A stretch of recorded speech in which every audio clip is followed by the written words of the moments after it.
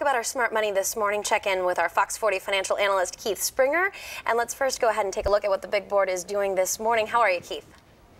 I'm doing great. How are you doing today, Beth? Oh, we're doing well. It looks like Wall Street doing okay. We're up just about 20 points. So where do we expect the market to go today? You know, we got a little bit of fluttering back and forth. We're still held hostage by the fiscal cliff. We're waiting for our lawmakers to finally come together. I like Starbucks' message. I wish everyone would do it. Maybe we should go write it on the politicians' foreheads. They can maybe figure it out at some point.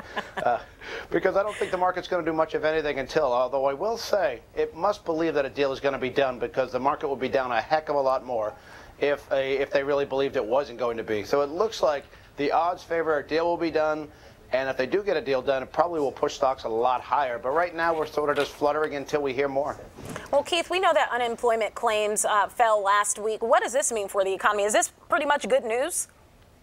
It's very good news for the economy. It may not be the greatest news for the stock market. It's good news because it means less people are applying for first-time claims of unemployment, the lowest level in 4.5 years.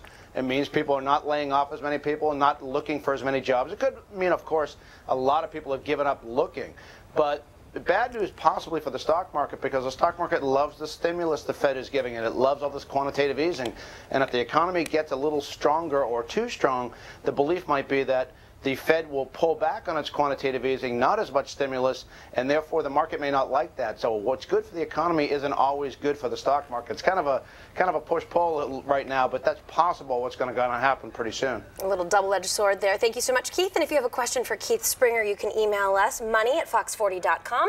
You can also call him up directly at his office. You saw him sitting there, 916-925-8900. He'll be answering your questions a little later on the show. Well, we're checking in with everything traffic this morning. We're turning it over to